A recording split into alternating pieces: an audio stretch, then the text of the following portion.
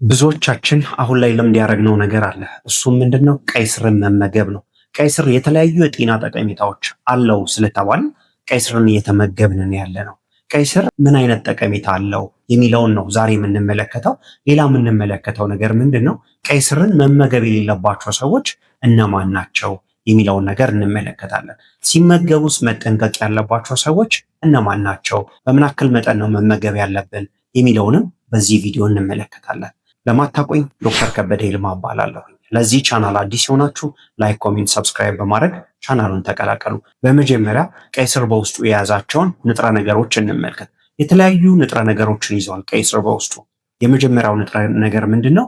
ናትሬት የምንለውን ንጥረ ነገር ይዟል። ይሄ ናትሬት ወደ ሰውነታችን በሚገባበት ሰዓት ላይ ወደ ምን ይቀየራል? ወደ ናትሪክ ኦክሳይድ ይቀየራል። ይህም የደም ስራችን እንዲሰፋ ያደርግና የተለያዩ የጤና ጠቀሜታዎች እንዲሰጠን ያደርጋል። በዝርዝር የጤና ጠቀሜታዎችን የምንመለከታቸው ይሆናል። ሌላ በውስጡ የያዘው ነገር ምንድነው? ፖታሽየም ይዟል። ፖታሽየም ደግሞ ለተለያዩ የሰውነት ክፍሎቻችን ጠቀሜታ ትልቁን ሚና ይጫወታል። ሌላ ቀይ ስር የያዘው ነገር የተለያዩ ቫይታሚኖችን ይዟል። ለምሳሌ ቫይታሚን ኤ ያለው፣ ቫይታሚን ሲ ያለው። ቫይታሚን ሲ እንደምናውቀው ምን አለው? የአንቲኦክሲዳንት ወይም የጸረ ብግነት ባህሪ ያለው። ሌላኛው የበሽታ የመከላከል አቅማችን ከፍ እንዲል ያደርጋል። ምን? ቫይታሚን ሲ ማለት ነው። ሌላኛው ቀይ ስር የያዘው ነገር ምንድነው? ቫይታሚን ኬ ያለው፣ ቫይታሚን ቢ6 አለው፣ ማግኒዥየም አለው፣ ዚንክ አለው፣ ቤታሊን የሚባል ፓወርፉል የሆነ አንቲኦክሲዳንት አለው። አንቲኦክሲዳንት ምንድነው? እነዚህን ፍሪ ራዲካሎችን ከሰውነታችን በማስወገድ ምን የሚያደርግልን ነው? ሴሎቻችንን ወይም ህዋሶቻችንን ከኦክሲዴቲቭ ስትረስ ወይም ከጉዳት የሚጠብቅልን ነው። ምን? አንቲኦክሲዳንት የምንለው በውስጡ ከፍተኛ የሆነ አንቲኦክሲዳንት አለው ቀይ ስር ማለት ነው። ስለዚህ እነዚህ ከላይ የተመለከትናቸው ንጥረ ነገሮች ከፍተኛ የሆነ የጤና ጠቀሜታ ለሰውነታችን ይሰጡናል። እነዚህ የጤና ጠቀሜታዎች ምንድን ናቸው የሚሉትን በዝርዝር እንመልከት። የመጀመሪያው የጤና ጠቀሜታ ምንድን ነው? ለደም ግፊት ታማሚዎች ጠቃሚ ነው። ምን? ቀይ ስር መመገብ ማለት ነው። እንዴት ነው የሚጠቅማቸው የሚለውን ነገር እንመልከት። ቀይ ስር በውስጡ ምን አለው ብያችኋለሁ? ናትሬት የሚባል ንጥረ ነገር አለው። ይሄ ናትሬት የሚባል ንጥረ ነገር ሰውነታችን ውስጥ ወደ ምን ይቀየራል? ወደ ናትሪክ ኦክሳይድ ይቀየራል። ይሄ ናትሪክ ኦክሳይድ ደግሞ ቫዞዳይሌሽን ኢፌክት ወይም የደም ስራችን እንዲለጠጥ ደም እንደፈለገው እንዲዘዋወር ያደርጋል። ምን? ናትሪክ ኦክሳይድ የምንለው ማለት ነው። ናትሪክ ኦክሳይድ በብዙ በመመረቱ ምክንያት ሲስተማችን ላይ ወይም ሰውነታችን ላይ ያለው ቫስኩላር ሬዚስታንስ ምን ያደርጋል? ይቀንሳል። ቫስኩላር ሬዚስታንሳችን ወይም የደም ስሮቻችን ሬዚስታንስ ቀነሰ ማለት የደም ግፊት በከፍተኛ ሁኔታ ይቀንሳል ማለት ነው።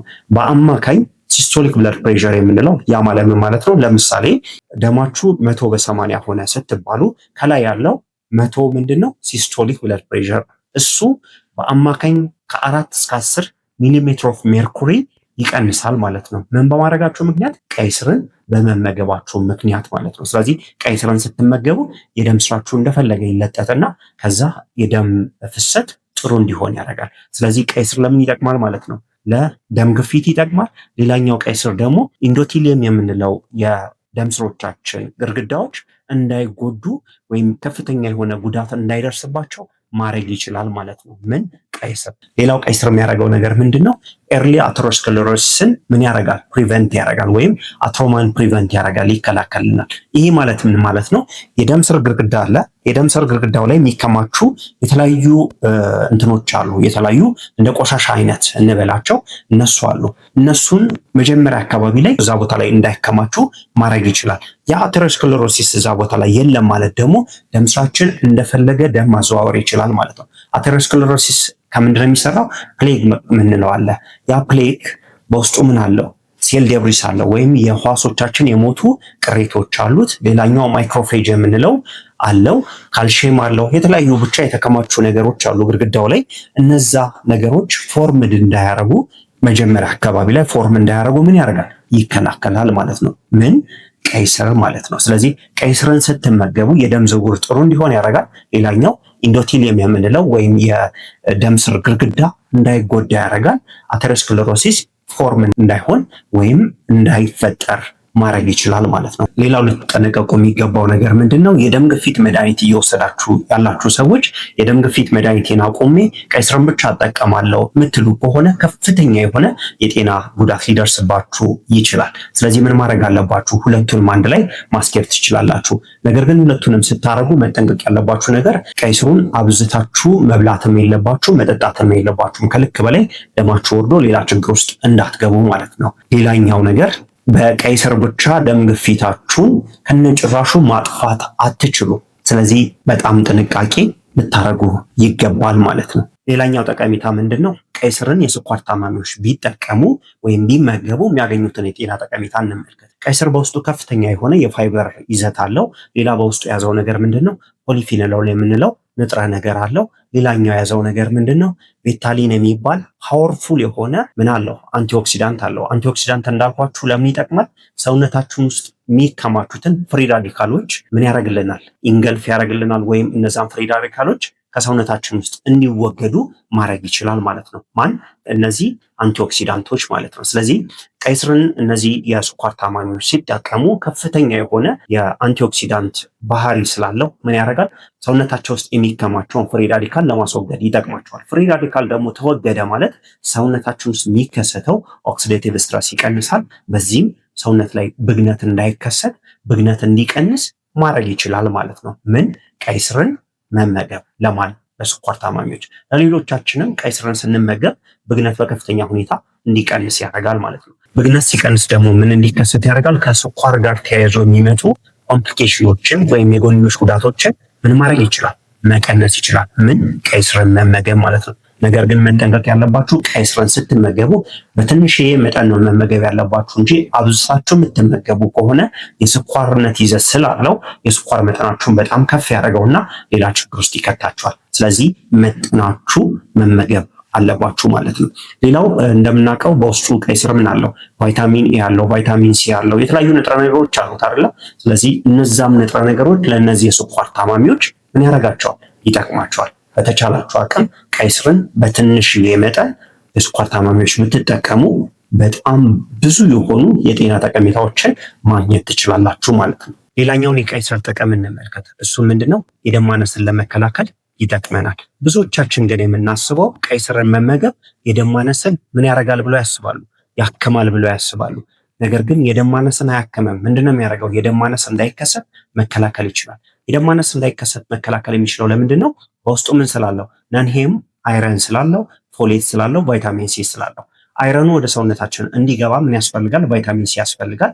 ያ ቫይታሚን ሲ በምን ውስጥ አለ? በቀይ ስር ውስጥ አለ። ስለዚህ ቀይ ስርን በምትመገቡበት ሰዓት ላይ ምንም መከላከል ትችላላችሁ? የደም ማነስን መከላከል ትችላላችሁ።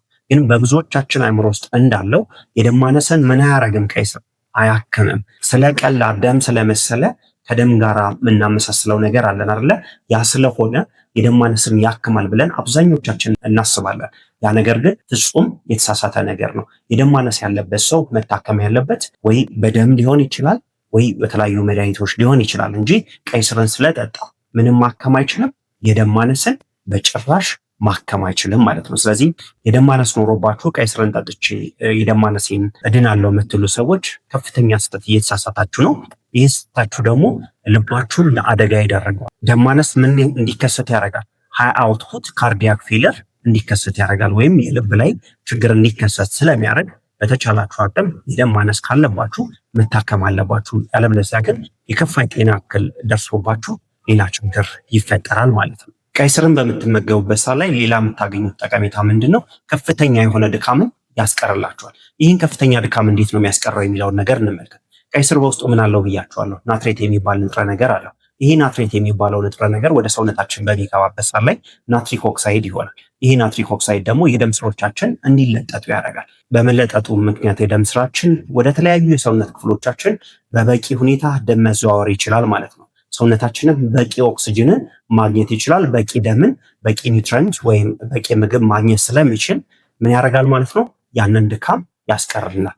ሌላኛው ነገር ቀይ ስርን በምትመገቡበት ሰዓት ላይ ማይቶኮንድሪያ የምንለው ፓወር ሃውስ ኦፍ ዘ ሴል የምንለው ማለት ነው፣ እሱ ኤነርጂ በብዙ እንዲያመርት ያደርጋል። ምንም መመገብ ቀይ ስርን መመገብ ማለት ነው። ስለዚህ ስፖርተኞች የሆናችሁ አትሌቶች ልትሆኑ ትችላላችሁ። የተለያዩ ስፖርት የምትሰሩ ሰዎች፣ በተለያዩ ስራ ላይ የተጠመዳችሁ ድካም እየተሰማችሁ ያላችሁ ሰዎች ቀይ ስርን ብትመገቡ ያንን ድካማችሁን በከፍተኛ ሁኔታ መቀነስ ትችላላችሁ። ነገር ግን ይህንን እያረጋችሁ ድካማችሁ ስቲል ካለ ድካም የሚሰማችሁ ከሆነ ወደ ጤና ተቋም ሄዳችሁ የድካሙ ምንጭ ምንድን ነው፣ ምክንያቱም ምንድን ነው የሚለውን ነገር መታወቅ መቻል አለበት። ያለበለዚያ የከፋ የጤና ችግር ሆኖ ህይወታችሁንም አደጋ ላይ ከመጣሉ በፊት ቶሎ ብላችሁ ሄዳችሁ መታየት መቻል አለባችሁ ማለት ነው። ስለዚህ ቀይ ስርን ስትመገቡ ምን ጥቅም ታገኛላችሁ ማለት ነው?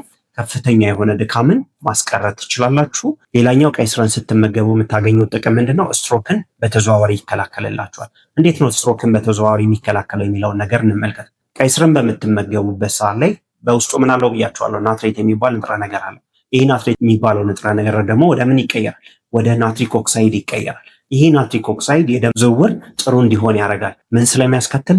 ቫዞዳይሌቴሽን ወይም የደም ስር መስፋት እንዲከሰት ስለሚያደርግ ማለት ነው። የደም ስር መስፋት ከተከሰተ ደግሞ ምን አይከሰትም ማለት ነው? ስትሮክ አይከሰትም። ይሄ ቀይ ስርን በመመገባችሁ የምታገኙት ጥቅም። ሌላ ቀይ ስርን ስትመገቡ ለአንጎላችሁ የሚሰጠው ጥቅም ምንድን ነው? ከእድሜ ጋር ተያይዞ የመርሳት ችግር አለ አይደለ? እሱን ያዘገይልናል። ምን? ቀይ ስርን መመገብ ማለት ነው። ስትመገቡ ግን በመጠኑ ነው መመገብ ያለባችሁ። አብዝታችሁ ቀይ ስርን መመገብ መቻል የለባችሁ ማለት ነው። ሌላ ቀይ ስርን ስትመገቡ ለጉበታችሁ የሚሰጠውን ጥቅም እንመልከት። የመጀመሪያው ጥቅም ምንድነው? ጉበታችሁ ዲቶክሲፋይ እንዲሆን ያደርጋል። ማይልድ ፋቲ ሊቨር ዲዚዝን ምን ያደርግላችኋል? ሪቨርስ ያደርግላችኋል። ምንም መመገብ? ቀይ ስርን መመገብ። ይህን ተግባር ቀይ ስር እንዴት ነው የሚሰጠው የሚለውን ነገር እንመልከት። እንዳልኳችሁ ቀይ ስር በጣም ብዙ ንጥረ ነገሮችን በውስጡ ይዟል ብያችኋለሁ አይደለ? ከነዚህም ውስጥ አንደኛው ምንድነው? ቢታሊን የምንለው ንጥረ ነገር አለው። ይሄ ቢታሊን የምንለው ንጥረ ነገር ምንድነው? አንቲኦክሲዳንት ነው፣ ወይም ፍሪ ራዲካሎች ከሰውነታችን እንዲወገዱ የሚያደርግ ነው ማለት ነው። ስለዚህ ጉበታችን ላይ የሚከሰተውንም ኦክሲዴቲቭ ስትረስ ወይም የሴሎቻችንን ጉዳት በከፍተኛ ሁኔታ ምን ማድረግ ይችላል? መቀነስ ይችላል። ሌላኛው ደግሞ የሚሰጠን ጥቅም ምንድነው? ሊፒድ ኦክሲዴሽን እንዲከሰት ያደርጋል። ሊፒድ ኦክሲዴሽን ወይም እዛ ጋ ያለው ስብ እንዲሰባበር የሚያደርግ ከሆነ ምን ያደርጋል ማለት ነው? ፋቲ ሊቨርን ምን ያደርግልናል? ይከላከልናል ማለት ነው። ነገር ግን ልትገነዘቡ የሚገባው ነገር ሞዴሬት ፋቲ ሊቨር እና ሲቪር ፋቲ ሊቨር ያለባቸው ሰዎች የቀይ ስርን ስለተመገቡ የጉበት ስባቸውን በጭራሽ ማቅለጥ አይችሉም። ይሄኛው የሚሆነው ለማይልድ ፋቲ ሊቨር ዲዚዝ ብቻ ነው ማለት ነው። ቀይ ስርን የካንሰር ታማሚዎች ሲመገቡ የሚያገኙትን ጠቀሜታ እንመልከት። ይህም ጠቀሜታ ምንድነው? በከፍተኛ ሁኔታ ምን ይቀንስላቸዋል? ብግነት ይቀንስላቸዋል። ብግነትን የሚቀንስላቸው ለምንድነው? ቀይ ስር በውስጡ ምን አለው? አንቲኦክሲዳንት አለው። እነዚህ አንቲኦክሲዳንቶች ደግሞ ሰውነት ውስጥ የሚከሰተውን ምን ይቀንሳሉ? ኦክሲዴቲቭ ስትረስ ይቀንሳሉ። በዚህም ሰውነታቸው ውስጥ እነዚህ የካንሰር ታማሚዎች የሚከሰተውን ብግነት በከፍተኛ ሁኔታ ምን ማድረግ ይችላል? መቀነስ ይችላል ማለት ነው። መገንዘብ ያለባችሁ ነገር ቀይ ስርን ስለተመገባችሁ ካንሰርን ማከም አትችሉ፣ ካንሰርን ማዳን አትችሉም ማለት ነው። ነፍሰ ጡር ሴት ቀይ ስርን ስትመገብ የምታገኛቸውን የጤና ጠቀሜታዎች እንመልከት። የመጀመሪያው የጤና ጠቀሜታ ምንድነው? የደም ማነስን ለመከላከል ይጠቅማታል። ሁለተኛው የበሽታ የመከላከል አቅሟ ከፍ እንዲል ያደርጋል። ለምንድነው? ይሄ የተለያዩ ቫይታሚኖች ስላሉት፣ ለምሳሌ ቫይታሚን ሲ ያለው፣ ቫይታሚን ኤ ያለው፣ ሌሎችም ቫይታሚኖች አሉ። እነሱ የበሽታ የመከላከል አቅሟን ከፍ ያደርጉታል። አንቲኦክሲዳንትም ስላለው የበሽታ የመከላከል አቅሟን ከፍ እንዲል ያደርጋሉ። ሌላኛው ከፍተኛ የሆነ ፋይበር ስላለው ምን ይከላከላል? የሆድ ድርቀትን ይከላከላል። እንደምናውቀው ደግሞ ነፍሰ ጡር ሴቶች ለሆድ ድርቀት ምንድን ናቸው? ተጋላጭ ናቸው አይደለ? ስለዚህ ቀይ ስርን በሚመገቡበት ሰዓት ላይ ምንን መከላከል ይችላሉ? የሆድ ድርቀታቸውን መከላከል ይችላሉ። ለፅንሱም በጣም አሪፍ ነው። ወደ ፅንሱ የሚሄደው የደም መጠን ከፍተኛ እንዲሆን ስለሚያደርግ ማለት ነው። እነዚህና ሌሎችን ጠቀሜታዎች ለምን ይሰጣል? ለነፍሰ ጡር ሴቶች ይሰጣል። ቀይ ስርን በጭራሽ መመገብ የሌለባቸው ሰዎች እነማን ናችሁ? የኩላሊት ጠጠር ያለባችሁ ሰዎች ናችሁ። የኩላሊት ጠጠራችሁ በካልሽየም ኦክዛሌት የመጣ ከሆነ ቀይ ስርን በፍጹም መመገብ የለባችሁም። ለምንድን ነው? ይህም ቀይ ስር በውስጡ ምን አለው? ኦክዛሌት አለው። ከፍተኛ መጠን ኦክዛሌት ማለት ነው። ስለዚህ የኩላሊት ጠጠሩ ምን እያደረጋችሁ ትሄዳላችሁ? እያባባሳችሁት ትሄዳላችሁ። ስለዚህ ቀይ ስርን በጭራሽ መመገብ የለባችሁም የኩላሊት ጠጠር ያለባችሁ ሰዎች። ሌላኛው የተለያዩ የኩላሊት ጉዳት ያለባችሁ ሰዎች በጭራሽ ምን መመገብ የለባችሁ? ቀይ ስርን መመገብ የለባችሁም። በተለይ ደግሞ ኩላሊታችሁ ስራውን ያቆመ ሰዎች በጭራሽ እንዳትመገቡ ቀይ ስርን ማለት ነው። ቀይ ስርን ከተመገባችሁ ያን ነገር እያባባሳችሁ ችግራችሁን የከፋ ደረጃ ታደርሱታላችሁ ማለት ነው። ቀይ ስርን በምትመገቡበት ሰዓት ላይ የተለያዩ ሳይድ ኢፌክቶች አሉ፣ ወይም የጎንዮሽ ጉዳቶች ማለት ነው። ለምሳሌ ሽንታችሁ መቅላት፣ ሰገራችሁ መቅላት፣ ሆዳችሁ የመነፋት ነገር። ቀይ ስሩን በምትጠጡበት ሰዓት ላይ ብረት ብረት የማለት ነገር ይኖረዋል። ቀላል ነገር ስለሆነ ያን ያክል ለሱ ቦታ መስጠት የለባችሁም። ቀይ ስርን በምን ያክል መጠን ነው መመገብ ያለባችሁ የሚለውን ነገር ነው የምንመለከተው። ደግሞ ቀይ ስርን ለደም ግፊት የምትፈልጉ ከሆነ ከሩብ ሊትር እስከ ግማሽ ሊትር ነው በቀን ውስጥ መጠጣት ያለባችሁ። ጁሱን ማለት ከሩብ ማለት ከ250 ኤሜል እስከ 500 ኤሜል ድረስ ብቻ ነው በቀን ውስጥ አንድ ሰው ለደም ግፊት መጠቀም ያለበት። አቅሙን ለማጎልበት ስፖርት ለመስራት ከሆነ የተለያዩ ስራዎችን እየሰራ የሚደክመው ከሆነ ደግሞ እስከ 600 ኤሜል ድረስ ወይም እስከ 0.6 ሊትር ድረስ ምን ማድረግ ይችላል? በቀን ውስጥ መጠጣት ይችላል። ሌላኛው ለጠቅላላ የሰውነት ጤንነታችን ቀይ ስርን በቀን 1 ብርጭቆ ብንጠጣ ከፍተኛ የሆነ የጤና ጠቀሜታን ማግኘት እንችላለን ማለት ነው። በዛሬው ርዕሳችን ስለምንድን የተመለከትነው ስለ ቀይ ስር የተለያዩ የጤና ጠቀሜታዎች ተመልክተናል። ጥሩ መረጃም እንዳገኛችሁ ተስፋ አደርጋለሁ። ይሄ መረጃ ለተለያዩ ሰዎች ይጠቅማል ብላችሁ ካሰባችሁ ሼር አድርጉላቸው። አብራችሁን ስለነበራችሁ ከልብ አመሰግናለሁ። ሰላም ቆዩልኝ። ሰላማችሁ ይብዛ።